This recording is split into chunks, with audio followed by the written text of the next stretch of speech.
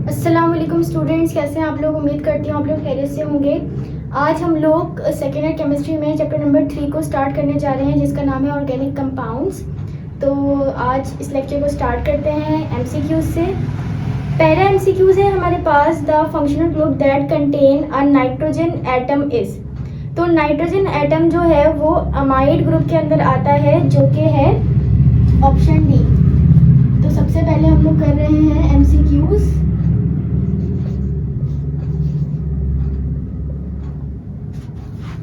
Second year chapter number 3 के पहला MCQs है हमारे पास कि किस फंक्शनल ग्रुप के अंदर आता है नाइट्रोजन, तो वो होता है amide. Option number D correct हो जाएगा।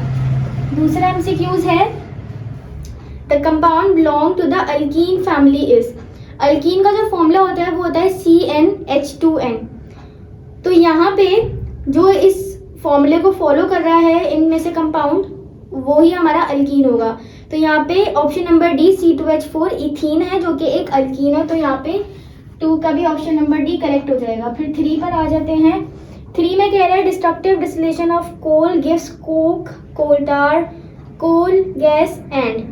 तो डिस्ट्रक्टिव डिस्टिलेशन की एंड में इन चीज़ों के अलावा एक और चीज़ निकलती है, जो कि होती है अमोनिया लिकोर। तो यहाँ पे भी 3 का ऑप्शन नंबर डी करेक्ट हो जाएगा। उसके बाद एमसीक्यूज नंबर 4 है the knocking of internal combustion engine can be reduced by the following petroleum processes. तो क्योंकि हमारे पास जो नॉकिंग वो वॉइसेस होती हैं, वो साउंड होती है जो किसी भी व्हीकल के इंजन में से आती है जब उसमें हम किसी ख़राब क्वालिटी का फ्यूल डाल देते हैं। तो इस चीज़ को फिक्स करने के लिए हम जो प्रोसेस यूज़ करते हैं वो होता है रिफॉर्मिंग का प्रोसेस। तो ऑप्शन नंबर ए करेक्ट हो जाएगा। उसके बाद 5 है the general formula of the homologous series of alcohol is. तो एल्कोहल में अगर हम देखें नॉर्मली तो ऐसे होता है CH3OH, C2H5OH। तो ये जो फॉर्मूलाज हैं ये फॉलो कर रहे हैं CnH2n+1OH वाली सीरीज को, जो कि है ऑप्शन नंबर सी। तो 5 का ऑप्शन नंबर सी करेक्ट हो जाएगा। उसके बाद 6 पर आते हैं। 6 पर है the number of 5 membered and 6 membered rings and C60 बकी बॉल आर रिस्पेक्टिवली। तो C60 बकी बॉल के अंदर जो 5 मेंबर्ड की जो नंबर होते हैं रिंग्स के, क्योंकि मल्टीपल रिंग्स होती हैं, मतलब बहुत सारी रिंग्स होती हैं, मैनी रिंग्स होती हैं। 5 मेंबर्ड वाली भी होती है, 6 मेंबर्ड वाली भी होती है। जो 5 मेंबर्ड वाली होती है वो 12 होती हैं और 6 मेंबर्ड वाली जो है वो 20 होती है। तो यहाँ पे ऑप्शन नंबर 6 का भी ऑप्शन नंबर सी करेक्ट हो जाएगा। उसके बाद 7 में है the pair of compounds that exhibit isomerism. Isomerism में क्या होता है कि मॉलिक्यूलर फॉर्मूला सेम होता है लेकिन स्ट्रक्चरल फॉर्मूला डिफरेंट होता है। तो यहाँ पर अगर हम देखें तो ऑप्शन नंबर बी के अंदर दोनों के मॉलिक्यूलर फॉर्मूला सेम है लेकिन दोनों के स्ट्रक्चर डिफरेंट तरीके से बने हुए हैं। तो ऑप्शन नंबर बी यहाँ पे 7 का बी करेक्ट हो जाएगा। उसके बाद 8 पर आते हैं। 8 में कह रहा है the type of coal that is hard and high ranked is. तो कोल सबसे खराब क्वालिटी का पीट होता है, ठीक है। उसके बाद लिग्नाइट होता है, फिर बिटामिन होता है और फिर आखिरी 4th पर हाई क्वालिटी वाला एंथ्रासाइट होता है। तो यहाँ पे सबसे हाई क्वालिटी वाला कोल जो है वो ऑप्शन नंबर डी है, एंथ्रासाइट। 9 पर आते हैं। 9 में है which of the following hydrocarbon is the chief constituent of natural gas. तो नेचुरल गैस के अंदर सबसे ज़्यादा जो गैस पाई जाती है, जिसकी क्वांटिटी ज़्यादा होती है, वो होती है मीथेन। तो यहाँ पे ऑप्शन नंबर ए करेक्ट हो जाएगा। उसके बाद 10 पर आते हैं। लास्ट एमसीक्यूज है urea was first synthesized by Wohler from an inorganic material named as. तो यूरिया को जब पहली बार वोलर ने बनाया था वो अमोनियम साइनेट से बनाया था। तो यहाँ पर ऑप्शन नंबर सी करेक्ट हो जाएगा, ठीक है। तो ये हमारे एमसीक्यूज हो गए। अब एमसीक्यूज के बाद आ जाते हैं शॉर्ट क्वेश्चन आंसर्स पे।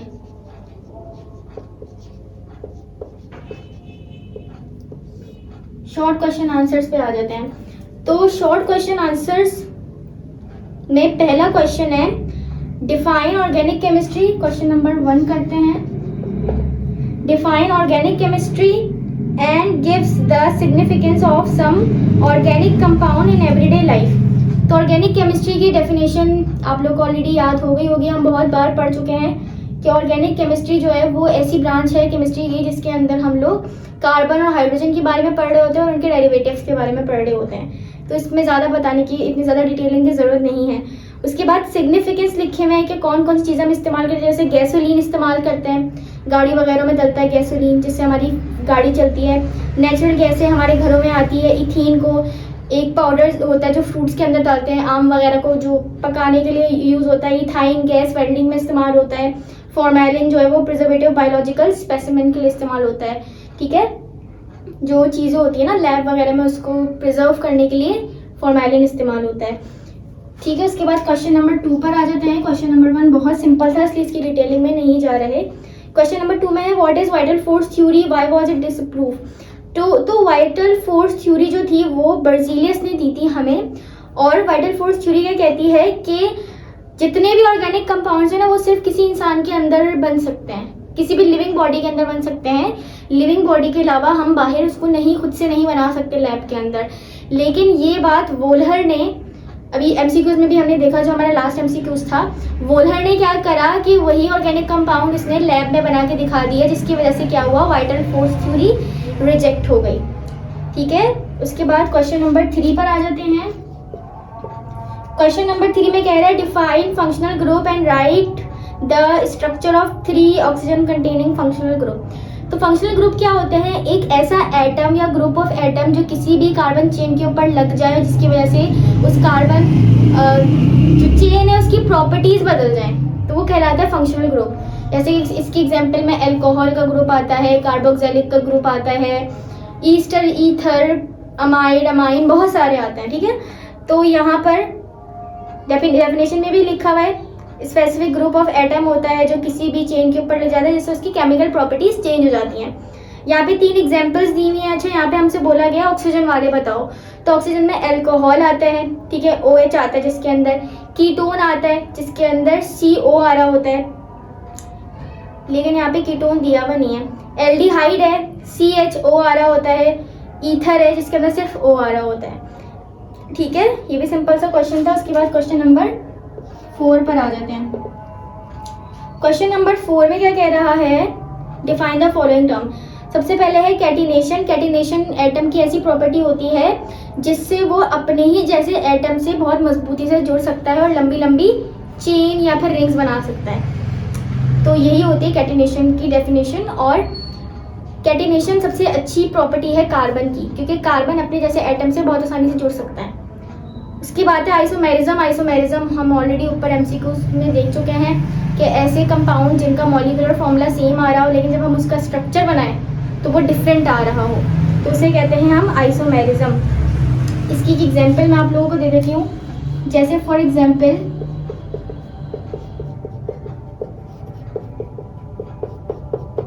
मेरे पास ये ब्यूटेन है, ठीक है, इसका अगर आप लोग फॉर्मूला देखो तो इसके अंदर 4 कार्बन है, ठीक है, और इसके अंदर 10 हाइड्रोजन है। इसके अलावा अगर मैं इसको दूसरे तरीके से बनाऊं तो इसका स्ट्रक्चर मैं ऐसे भी बना सकती हूँ।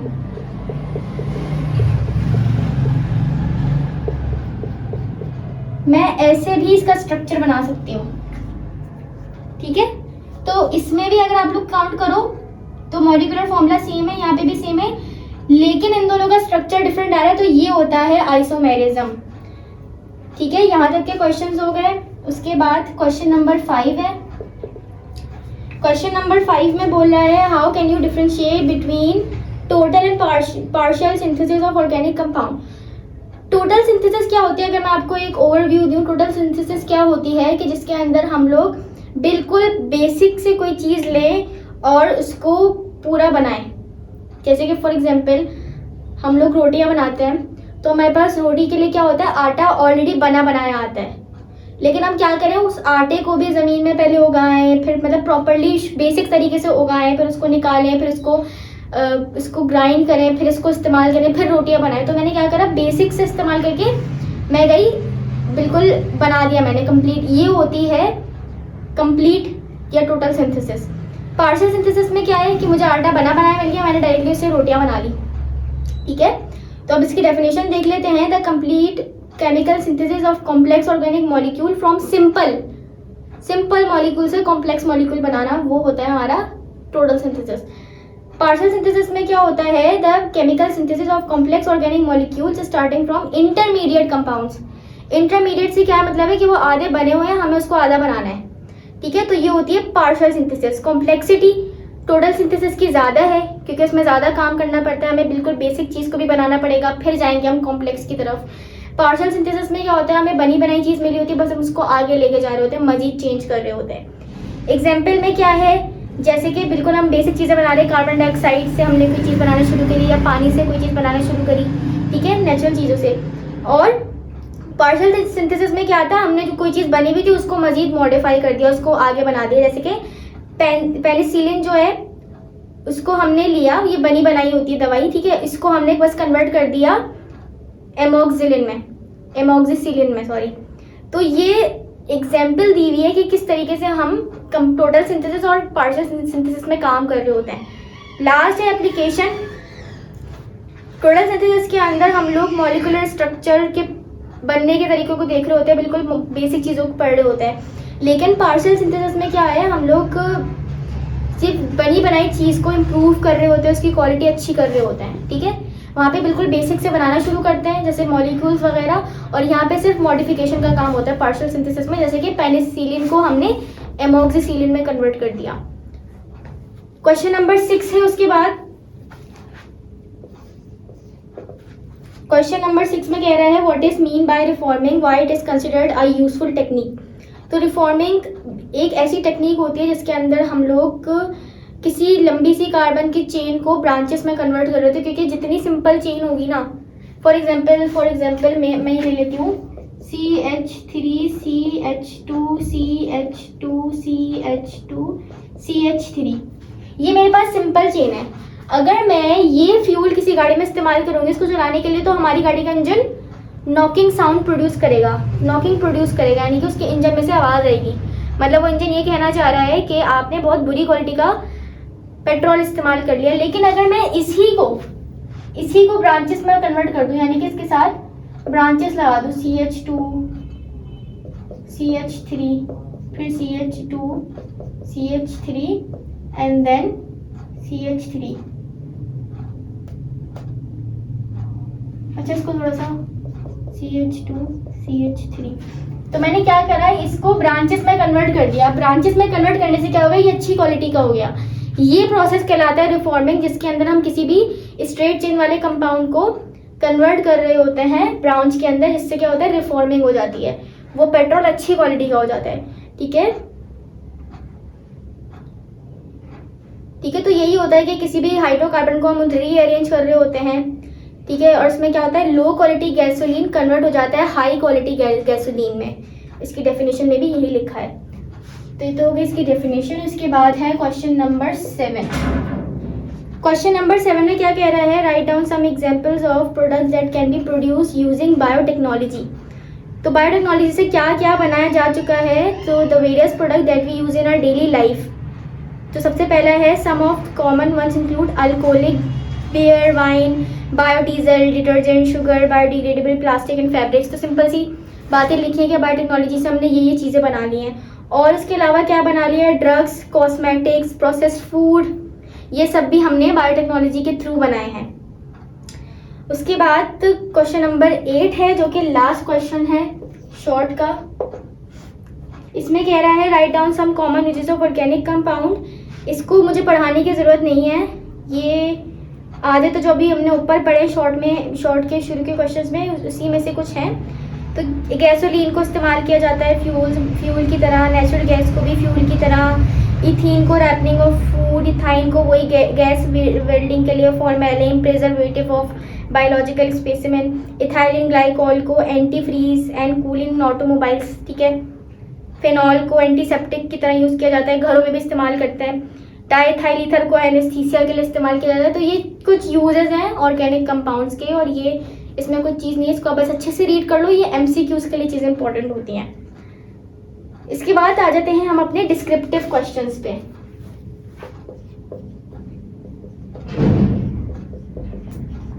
डिस्क्रिप्टिव क्वेश्चंस इसमें इस चैप्टर में डिस्क्रिप्टिव क्वेश्चन में जो हमारे पास पहला क्वेश्चन है सोर्स ऑफ ऑर्गेनिक कंपाउंड वाला, ये ज़्यादा इंपॉर्टेंट है क्योंकि ये ज़्यादातर पेपर में आ रहा होता है लॉन्ग के सेक्शन में इनऑर्गेनिक में। ठीक है, तो यहाँ पे सबसे पहले लिखा हुआ है question, describe the natural source of organic compound. तो क्वेश्चन नंबर 1 से स्टार्ट करते हैं। Describe the natural source of organic compound. तो natural source of organic compounds हमारे पास क्या होते हैं? फॉसिल फ्यूल से हमें ऑर्गेनिक कंपाउंड मिल रहे होते हैं, हमें जो है पेट्रोलियम से मिल रहे होते हैं, हमें प्लांट से मिल रहे होते हैं, हमें एनिमल से ऑर्गेनिक कंपाउंड मिल रहे होते हैं, यानी कि इसको हमें बनाना नहीं पड़ता, ये हमें नेचुरली मिल रहे होते हैं। ठीक है, तो सबसे पहले लिखा हुआ है यहाँ पे फॉसिल रिमेन्स, यानी कि कोल, पेट्रोलियम, नेचुरल गैस। तो फॉसिल रिमेन्स क्या है? कोल, पेट्रोलियम एंड नेचुरल गैस, ये जो हमें ज़मीन से मिलते हैं, ये हमें बनाने नहीं पड़ते, ये नेचुरली ज़मीन में बन रहे होते हैं। हम सिर्फ इनकी एक्सट्रैक्शन करते हैं, इनको बाहर निकालते हैं, फिर इनकी रिफाइनिंग करते हैं, रिफॉर्मिंग वगैरह की प्रोसेस करके इसको इस्तेमाल करते हैं। सबसे पहले है कोल, मतलब ये फॉसिल रिमेन में हमने पहले कोल देखेंगे, फिर पेट्रोलियम देखेंगे, फिर नेचुरल गैस देखेंगे। तो कोल क्या है? बेसिकली एक मिनरल होता है ज़मीन के अंदर धंसा हुआ होता है और ये सॉलिड फॉर्म में होता है, एक फॉसिल फ्यूल होता है। ठीक है, और ये कहा जाता है, साइंस ये कहती है कि बहुत सालों पहले जब डायनासोर के आने से पहले कोई ज़लज़ला आया था, जिसकी वजह से जितने भी पूरी दुनिया में जंगल था, जिसकी वजह से सारे तरफ जो है वो ज़मीन के अंदर समा गए। फिर बाद में इतने लाखों करोड़ों साल के बाद हमने ज़मीन को खोदा, तो फिर ज़मीन के अंदर से ये जो लकड़ियाँ थी वो कोल की फॉर्म में निकली, यानी कि इतने सालों में ज़मीन के अंदर रहने की वजह से वो लकड़ियाँ ज़मीन के अंदर के टेम्परेचर और प्रेशर की वजह से कन्वर्ट हो गई वुड से कोल के अंदर।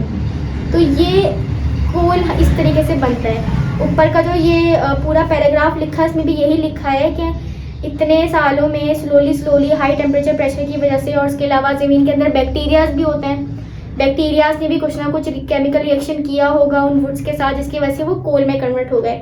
और यहाँ पे एक पिक्चर भी है जिसमें दिख रहा है कि सबसे पहले पीट है। पीट कहते हैं कि बिल्कुल ज़मीन को आपने अभी धंसाया है, लकड़ी को आपने धंसाया है ज़मीन के अंदर और वो अभी बनना शुरू हुई है कोल में, तो वो चीज़ कहलाती है पीट। फिर पीट से थोड़ा टाइम के बाद क्या हुआ, कन्वर्ट थोड़ा टाइम लगा, जैसे 1 लाख साल लगे, तो वो कन्वर्ट हो गया लिग्नाइट में। फिर लिग्नाइट को हमने मज़ीद 1-2 लाख साल और दिए, तो वो कन्वर्ट हो गया बिटमिन में। फिर बिटमिन को मज़ीद और टाइम दिया, फिर वो धीरे धीरे कन्वर्ट हो गया एंथ्रासाइट में। तो जितना ज़्यादा कोल ज़मीन के अंदर दफन रहेगा, जितने टाइम के लिए उसके अंदर प्रोसेस होता रहेगा ज़मीन के अंदर, वो उतना ज़्यादा अच्छी क्वालिटी का होता जाएगा। ठीक है, हाई टेम्परेचर और प्रेशर की वजह से क्या होगा कि इसके अंदर कार्बन क्वांटिटी बढ़ती जाएगी। और फिर फाइनली एंथ्रासाइट, जैसे अगर आप लोग खरीदने भी जाते हो कोल, तो पूछा जाता है ना कि भाई कौन सा वाला चाहिए, सस्ता वाला है महंगा वाला, क्वालिटीज़ होती है कोल की, तो यही फ़र्क होता है इसके अंदर।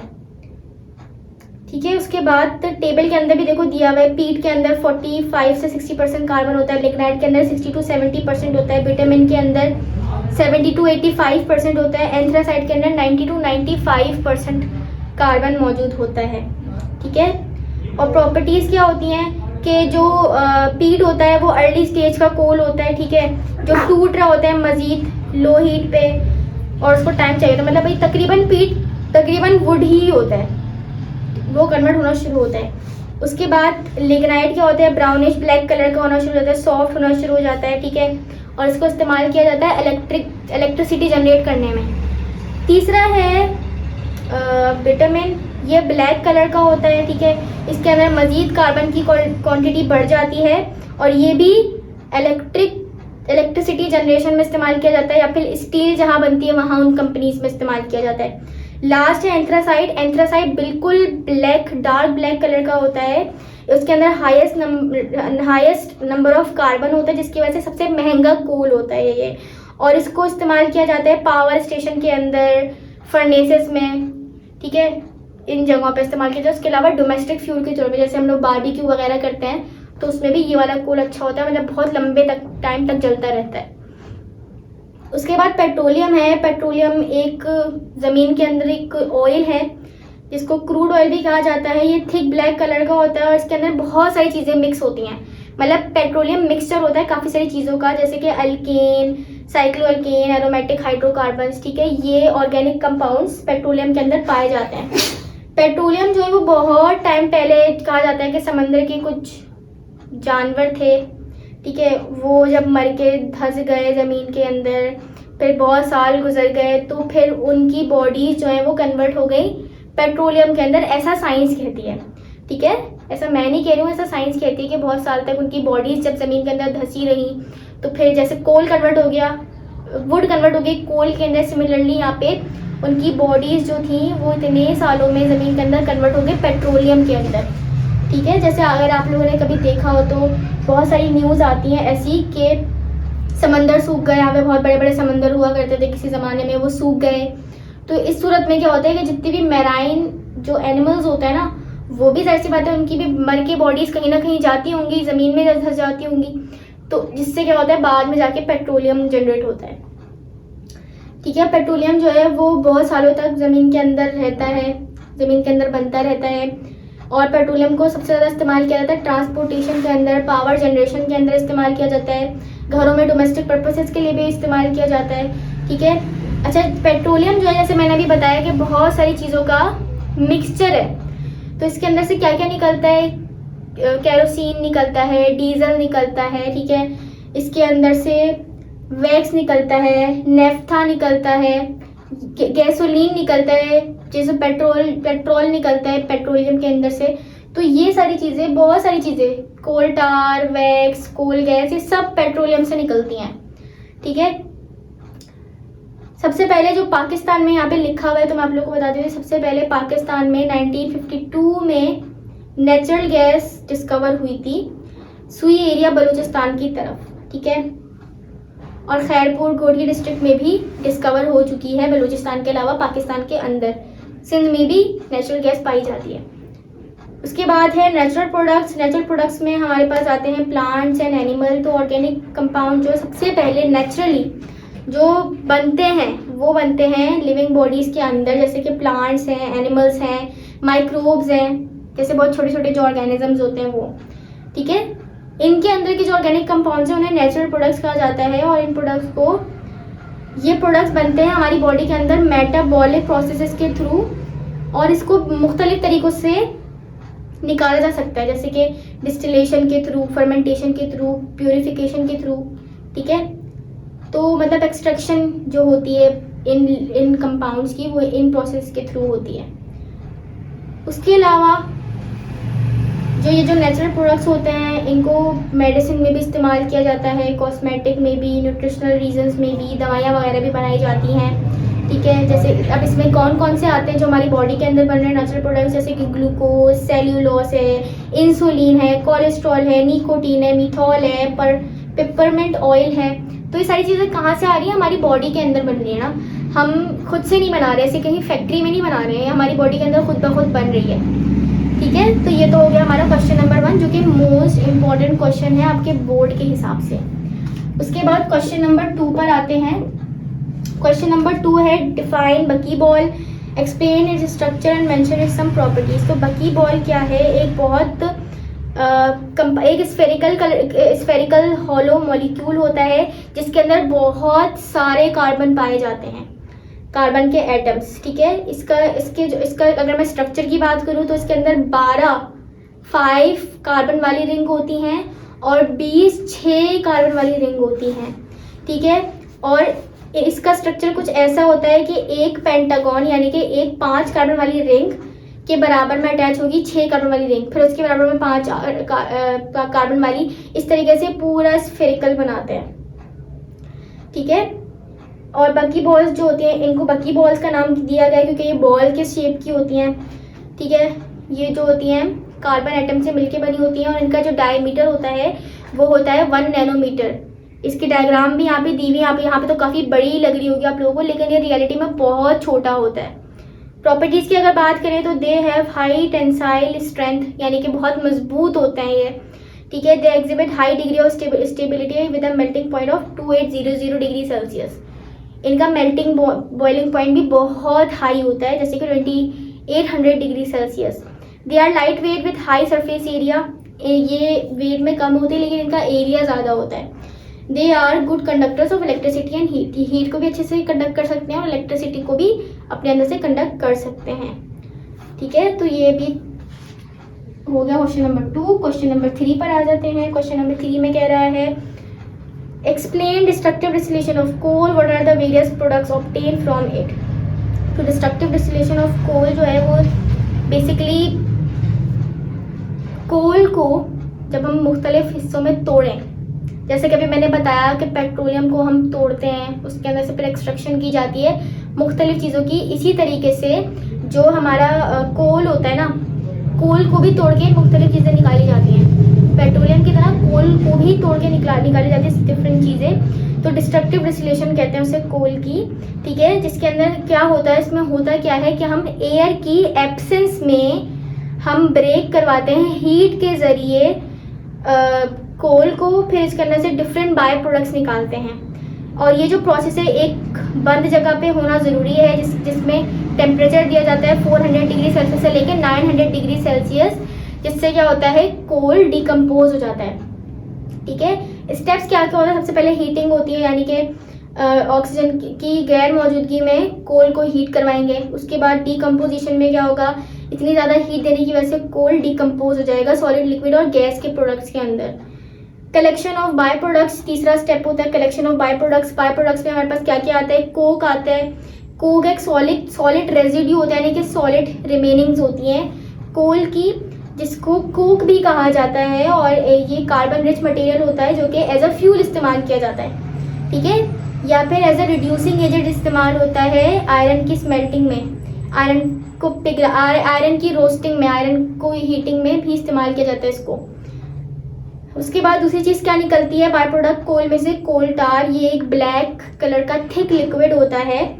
ये वो लिक्विड है जो अगर आप लोगों ने देखा हो रोड बनने के बाद उसके ऊपर लगाया जाता है, कोल टार की एक लेयर लगाई जाती है, ठीक है। कोल टार से ही रोड बन रहा होता है बेसिकली। तो कोल टार एक मेन कंपोनेंट है रोड की कंस्ट्रक्शन के अंदर। एक ये थिक ब्लैक कलर का होता है, ये भी इसके अंदर भी बहुत कार्बन होते हैं, कॉम्प्लेक्स होता है ये भी। और ये केमिकल डाइज में, फार्मास्यूटिकल इंडस्ट्रीज में भी इस्तेमाल होता है। और ये as a water proof agent काम करता है। जैसे कुछ चीज़ें होती है ना कि ये शर्ट वाटर प्रूफ है, ये बेडशीट वाटर प्रूफ है, तो उसके अंदर भी कोल टार का इस्तेमाल होता है।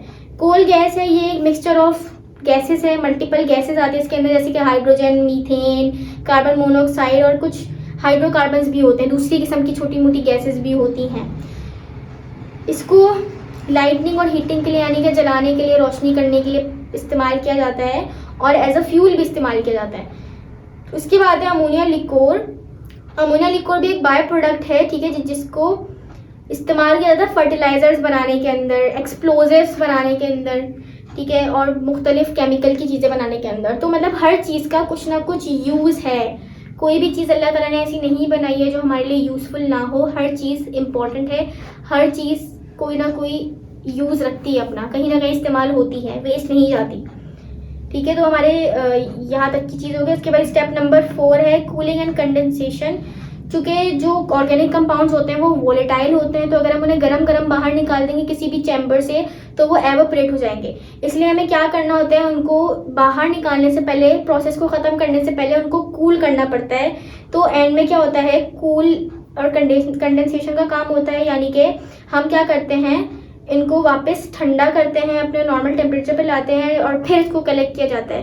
तो कोल के अंदर से लिक्विड वाली चीज़ें निकलती हैं, कोल टार और अमोनिया लिकोर, और गैस वाली चीज़ निकलती है कोल गैस। वैसे तो कोक भी निकलता है लेकिन वो रेजिड्यू के फॉर्म में होता है, ठीक है। तो ये हो गया हमारा क्वेश्चन नंबर 3। क्वेश्चन नंबर 4 पर आ जाते हैं। क्वेश्चन नंबर 4 में कह रहा है describe homologous series of organic compounds, right 3 main properties of homologous series. तो होमोलोगस सीरीज क्या होती है कि एक मेंबर का अपने ही ग्रुप के दूसरे मेंबर से डिफर करना CH2 से। जैसे कि अगर मैं बात करूं अल्केन की बात करूं तो अल्केन का फॉर्मूला क्या होता है, CnH2n+2। अगर मैं अल्कीन की बात करूं तो उसका फॉर्मूला क्या होता है, CnH2n। अगर आप इससे मैं फॉर्मूला बनाऊं कोई तो ये बनेगा C2H6 बनेगा, 2 कार्बन के लिए अगर मैं लूं। अगर मैं यहाँ करूं तो ये बनेगा C2H4। अगर आप देखो इन दोनों में तो यहाँ पर जो डिफरेंस आ रहा है अच्छा, यहाँ पे इसकी मज़ीद सीरीज देखते हैं, C3H8, इसकी सीरीज देखते हैं C3H6।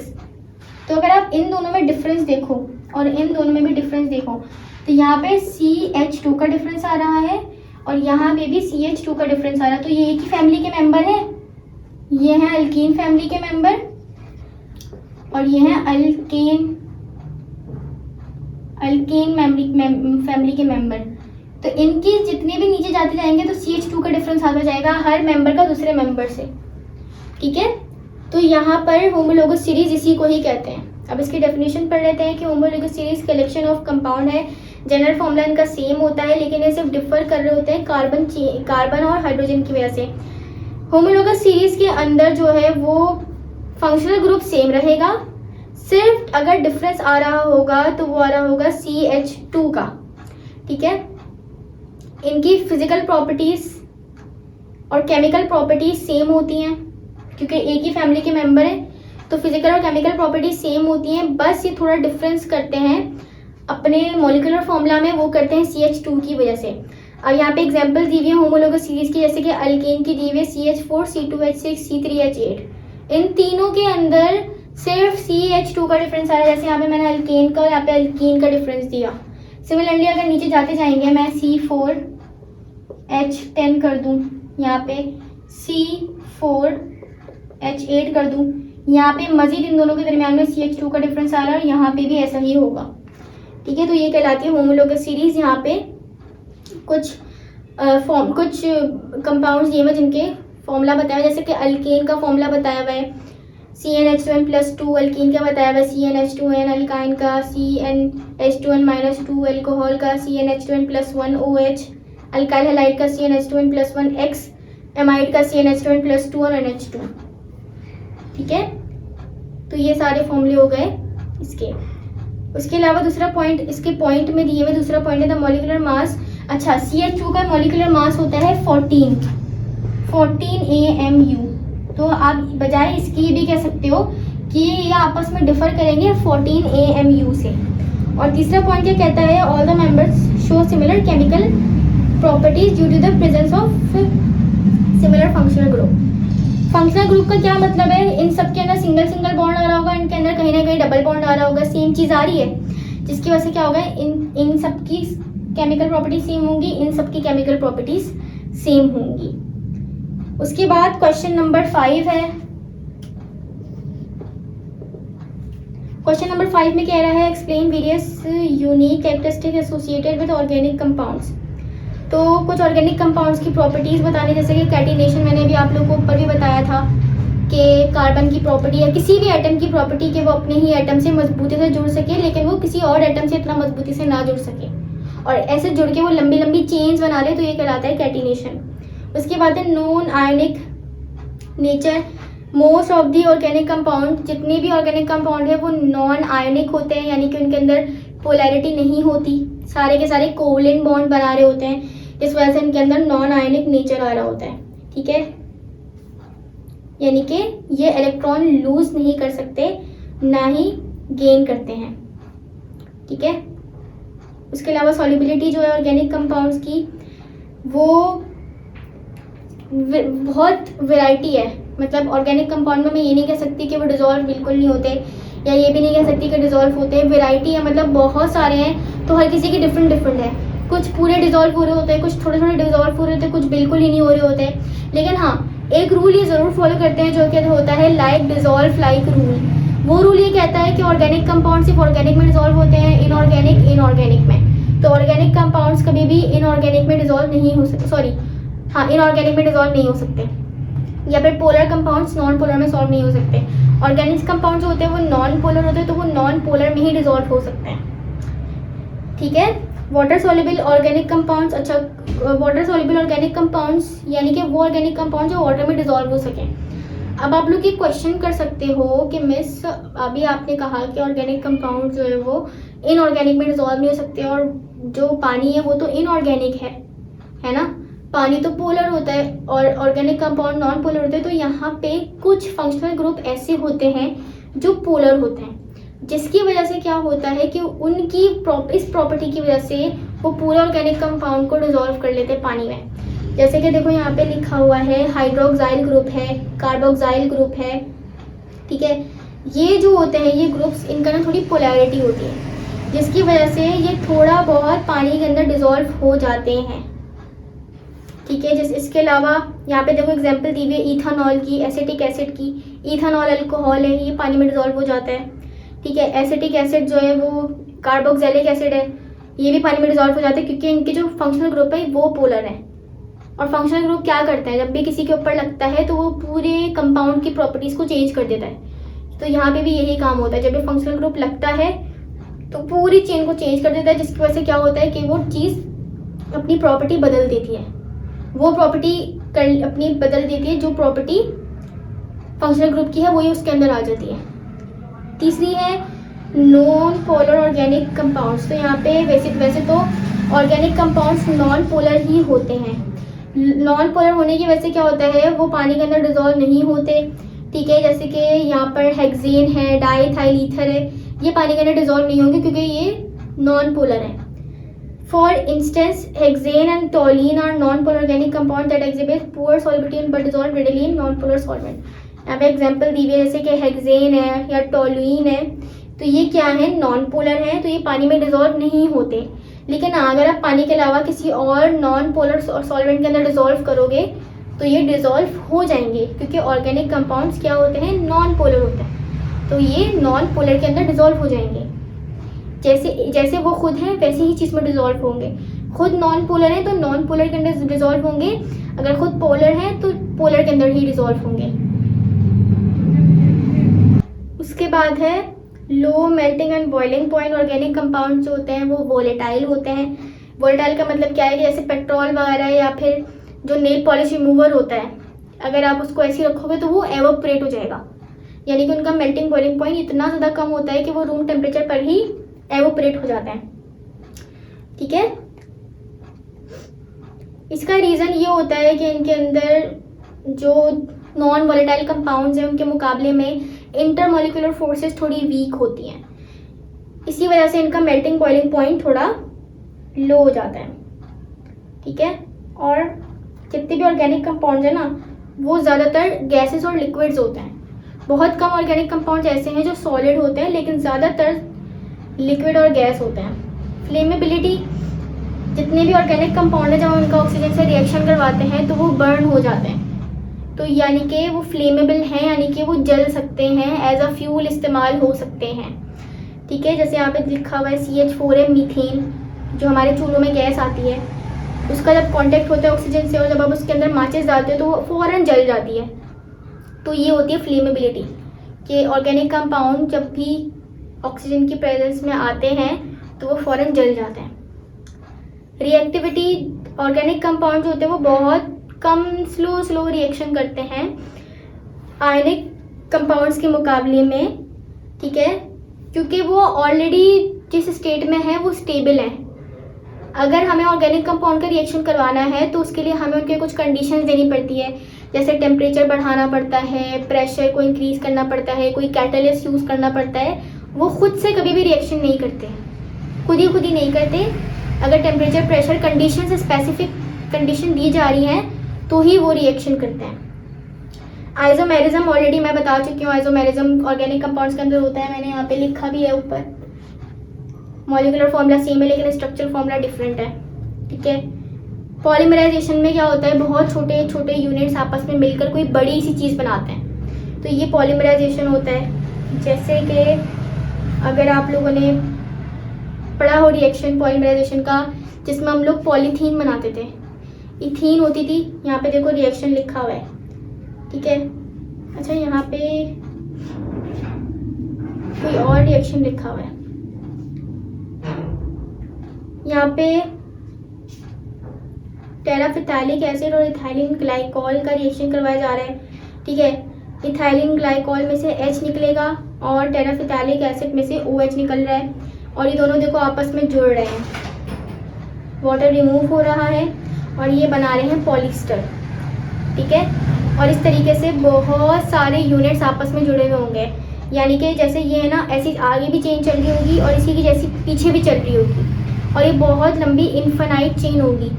तो ये चीज़ कहलाती है पॉलीमराइजेशन, के दो छोटे छोटे यूनिट जुड़े हैं आपस में और ये ऐसे करते करते लंबी सी चेन बना ली इन्होंने और एक बड़ा सा कुछ बन गया। जैसे देखो इथाइलिन ग्लाइकोल और टेराफिथाइलिक एसिड मिलकर इन्होंने आपस में छोटे छोटे यूनिट थे, मिले, लंबी लंबी चेन्स बनाई पॉलीमराइजेशन की और पॉलीईस्टर बना लिया। ठीक है, ये हो गया हमारा क्वेश्चन नंबर 5 कंप्लीट। उसके बाद क्वेश्चन नंबर 6 पर आ जाते हैं। क्वेश्चन नंबर 6 में कह रहा है describe natural products chemistry and explain the use of plants and animal as a source of organic compound. वही चीज़ें बार बार रिपीट हो रही है। नेचुरल प्रोडक्ट केमिस्ट्री क्या होती है? ऐसी ब्रांच ऑफ केमिस्ट्री जिसके अंदर हम उन केमिकल कंपाउंड्स को पढ़ रहे होते हैं जो किसी भी लिविंग ऑर्गेनिजम्स के अंदर बन रहे हैं, और वो जो लिविंग ऑर्गेनिजम्स के अंदर बन रहे होते हैं उन्हें नेचुरल प्रोडक्ट्स ही कहा जाता है। जैसे कि अभी मैंने बताया सेल्यूलोस, ठीक है, निकोटिन, कोलेस्ट्रॉल, इंसुलिन, ये सब हमारी बॉडी के अंदर बन रहे हैं तो इसलिए इनको नेचुरल प्रोडक्ट्स कहा जाता है। ये जो नेचुरल प्रोडक्ट्स होते हैं वो कॉम्प्लेक्स मॉलिक्यूल्स होते हैं और इनका एक अलग अलग काम होता है हमारी बॉडी के अंदर। जैसे सेल्यूलोस जो है वो प्लांट सेल के अंदर सेल वॉल बनाता है, मतलब वो अंदर के सेल के कंपोनेंट्स को प्रोटेक्शन का काम देता है। ठीक है, इसी तरीके से हर कंपाउंड का अलग काम है, हर नेचुरल प्रोडक्ट का अलग काम है हमारी बॉडी में। तो नेचुरल प्रोडक्ट केमिस्ट्री जो है वो क्या करते हैं, हम नेचुरल प्रोडक्ट केमिस्ट्री के अंदर डिस्कवरी कर रहे होते हैं मॉलिक्यूल्स की, उनकी आइसोलेशन कर रहे होते हैं, उनकी स्ट्रक्चरल ऑक्सीडेशन कर रहे होते हैं, सिंथेसिस कर रहे होते हैं, ये सारी चीज़ें उनकी प्रॉपर्टीज़ के बारे में पढ़ रहे होते हैं। तो ये सब चीज़ें हम पढ़ रहे होते हैं नेचुरल प्रोडक्ट केमिस्ट्री के अंदर। अब नेचुरल प्रोडक्ट केमिस्ट्री के की एस्पेक्ट क्या है? Discovery and isolation. तो डिस्कवरी करते हैं यानी कि हम लोग पता लगाते हैं, बॉडी को पढ़ते हैं, पता लगाया, जैसे प्रोटीन के बारे में पता लगाया, फिर हमने मजीद पढ़ा कि प्रोटीन किन किन चीज़ों से मिलके बना है, इस तरीके से। तो डिस्कवरी आइसोलेशन में सबसे पहले लिखा हुआ है सोर्स। सोर्स क्या है? प्लांट्स और एनिमल या माइक्रो ऑर्गेनिज्म, वही बात लिखी हुई है बार बार। एक्सट्रैक्शन क्या है? एक्सट्रैक्शन के अंदर हम लोग क्या कर रहे होते हैं? नेचुरल प्रोडक्ट को एक्सट्रैक्ट करने के लिए उसकी नेचुरल सोर्स से हम लोग क्या कर रहे होते हैं? कुछ टेक्निक्स को इस्तेमाल कर रहे होते हैं और कुछ सॉल्वेंट्स को इस्तेमाल कर रहे होते हैं। ठीक है, जिससे क्या होता है, हम उस चीज़ को एक्सट्रैक्ट करके उसको आइसोलेट करवा देते हैं और फिर उसको बाद में हम पढ़ भी सकते हैं। जैसे किसी बॉडी में से फॉर एग्जांपल मुझे सेल्यूलोज के बारे में पढ़ना है तो मैंने कुछ टेक्निक्स के थ्रू या किसी सॉल्वेंट के थ्रू उसको मैंने एक्सट्रैक्ट करा किसी बॉडी से। ठीक है, फिर उसके बाद मैंने उसको आइसोलेट भी कर लिया ताकि मैं उसको फर्दर बाद में स्टडी कर सकूं। ठीक है,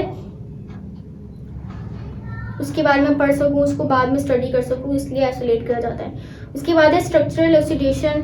हम लोग नेचुरल प्रोडक्ट केमिस्ट्री के अंदर क्या कर रहे होते हैं? स्ट्रक्चर के बारे में पता लगा रहे होते हैं, स्ट्रक्चर डिटर्मिनेशन कर रहे होते हैं। ठीक है, अगर हमने किसी चीज़ को आइसोलेट कर लिया यानी कि बॉडी से निकाल लिया है, उसको आइसोलेट कर लिया है, तो अब हम क्या कर सकते हैं? उसके बारे में मज़ीद पढ़ सकते हैं, उसके स्ट्रक्चर के बारे में जान सकते हैं कुछ टेक्निक्स के थ्रू, जैसे कि आजकल nuclear magnetic resonance NMR spectroscopy है, मास स्पेक्ट्रोस्कोपी है, इंफ्रारेड स्पेक्ट्रोस्कोपी है, एक्सरे, क्रिस्टलोग्राफी है। तो ये सारी ऐसी टेक्निक्स है जिसके थ्रू हम स्ट्रक्चर पता लगा सकते हैं किसी भी कंपाउंड का। बायोसिंथेसिस सबसे पहले बायोसिंथेटिक पाथवे है।